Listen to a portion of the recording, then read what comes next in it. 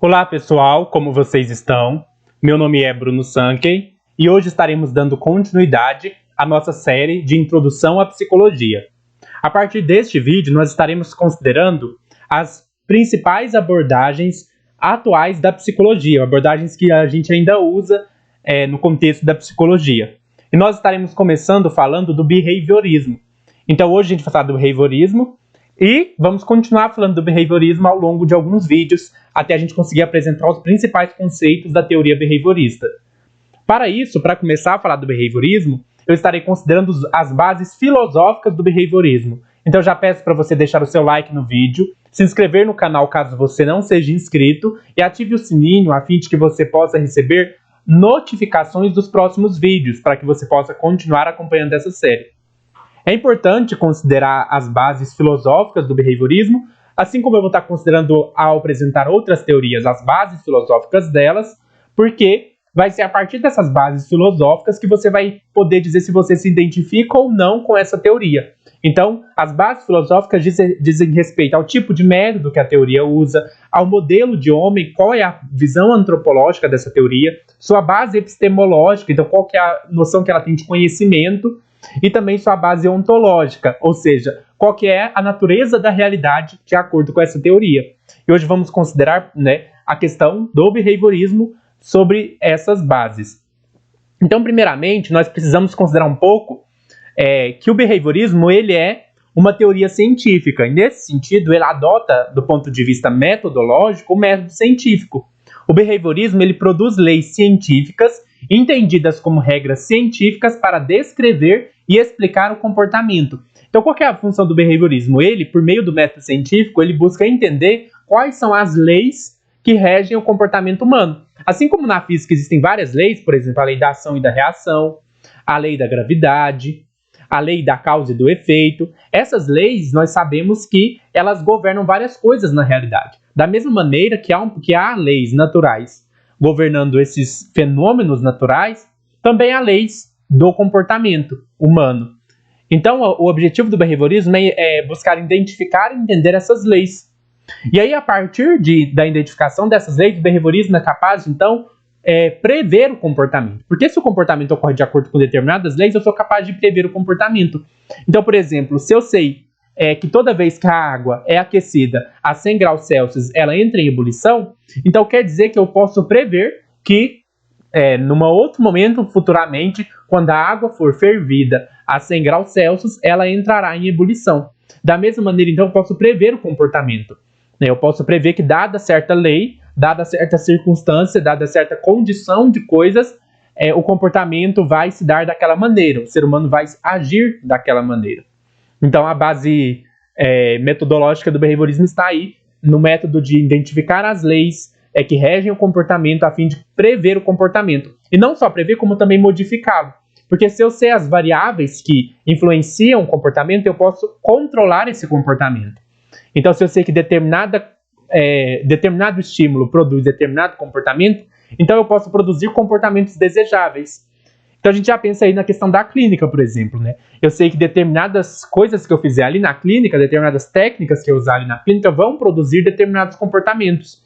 E também a gente pode pensar isso no âmbito maior da sociedade.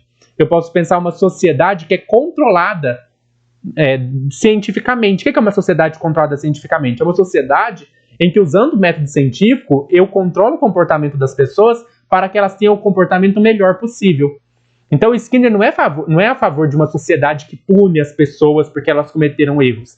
Pelo contrário, o Skinner ele propõe modificar o ambiente. Se a gente consegue construir um ambiente que produz bons comportamentos, então a gente vai ter uma sociedade muito melhor. Uma sociedade planejada através do controle das variáveis do ambiente para que se tenha os melhores comportamentos. Nós podemos considerar agora qual que é a ontologia do behaviorismo. É importante entender que o behaviorismo ele abre mão de qualquer metafísica de substância. Ou seja, para o behaviorismo, a realidade não é uma substância. Porque a gente tem uma noção, se você pega o materialismo, se você pega até o espiritualismo, essas duas noções, tanto o materialismo quanto o mentalismo, quanto a ideia de mente, quanto a ideia de matéria, elas parecem depender de uma ideia de que a realidade possui uma substância. Então o behaviorismo ele não vai nem cair nesse materialismo substancialista, nem no mentalismo substancialista. Não existe uma substância material por trás das coisas. Da mesma maneira, não existe uma substância mental por trás das coisas. O Skinner ele compara isso, por exemplo, com os mitos. Por exemplo, quando um grego antigo, que estava vivendo na época do mito, ele via uma pedra caindo no chão, ele entendia que existia algum tipo de energia misteriosa movendo essa pedra ao cair no chão. Então, por trás da pedra existia alguma força divina que movia essa pedra para que ela pudesse cair no chão. Mas aí depois a ciência vai mostrar que não existe nenhuma força misteriosa por trás da pedra. E a gente tem que aplicar a mesma coisa para o comportamento. Nós tendemos a achar que por trás dos comportamentos existem estados mentais. Então a gente pensa que se a pessoa se comporta assim é porque uma mente por trás desse comportamento moveu esse comportamento. Mas isso é igual da pedra. Não existe nada por trás da pedra. Isso é uma crença que é um mito.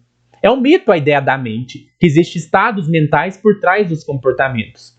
Então a ideia de propor estados mentais por trás do comportamento é uma ideia que não se corresponde à realidade. Então, portanto, tudo que há, do ponto de vista do Skinner, é o comportamento. Mas a palavra comportamento ela precisa ser entendida em sentido amplo. Porque o comportamento ele não inclui só essa ação física presente que a gente vê. O comportamento inclui, por exemplo, o próprio pensamento. O pensamento é um comportamento. Então, a palavra comportamento, do ponto de vista do behaviorismo, é toda interação do organismo, ou melhor, interação do organismo, assim, não entendido como mente, né? Mas da interação dele com o meio, com o ambiente. Então, o comportamento é uma coisa de relação. Ele surge na relação com o ambiente. O comportamento ele é produzido pelo ambiente, então ele deve ser pensado sempre em sua relação com o ambiente. E aí surge uma questão, do ponto de vista ontológico, que o behaviorismo ele adota um tipo de determinismo. Essa questão do determinismo é um pouquinho mais complexa. O que é o determinismo? O determinismo é um pressuposto ontológico, científico, de que o comportamento ele é sempre determinado por fatores, por contingências. Então, o behaviorismo busca encontrar essas coisas que determinam o comportamento.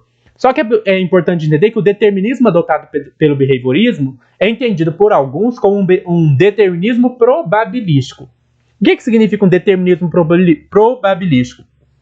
O determinismo probabilístico significa que não se tem como prever de maneira exata e completa o próximo comportamento. Por quê? Porque nós não conhecemos todas as causas do comportamento. Então, por mais que eu estude o comportamento, pode ser que eu preveia que a pessoa vai agir assim, mas a pessoa age de outra forma.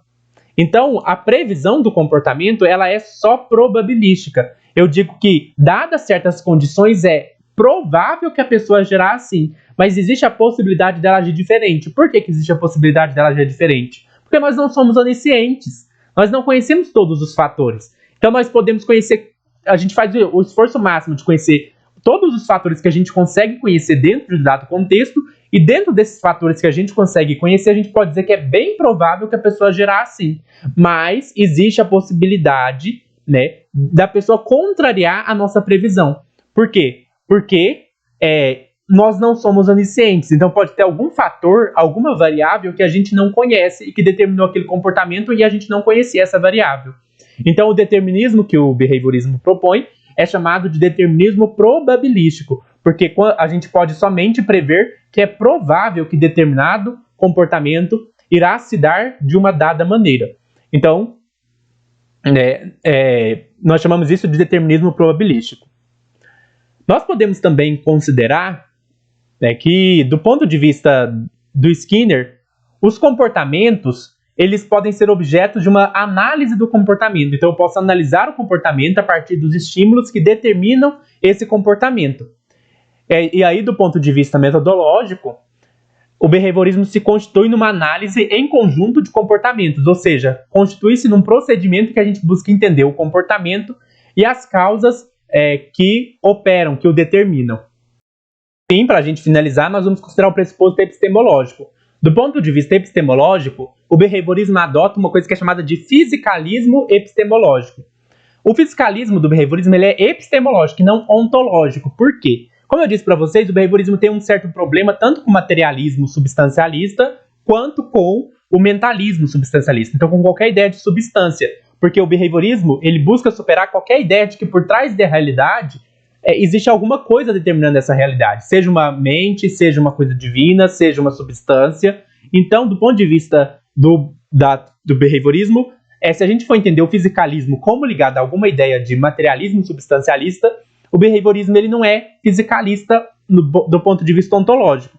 No entanto, o behaviorismo ele é fisicalista do ponto de vista epistemológico, ou seja, da maneira como ele constrói o seu conhecimento. O que significa o fisicalismo epistemológico? Significa que o behaviorismo deve procurar respostas para perguntas acerca do comportamento humano, investigando como o comportamento dos indivíduos ou dos grupos dos indivíduos pode ser visto e controlado, e esse comportamento sendo pensado de maneira análoga às leis do comportamento, pensando num sistema como se pensa no sistema da física.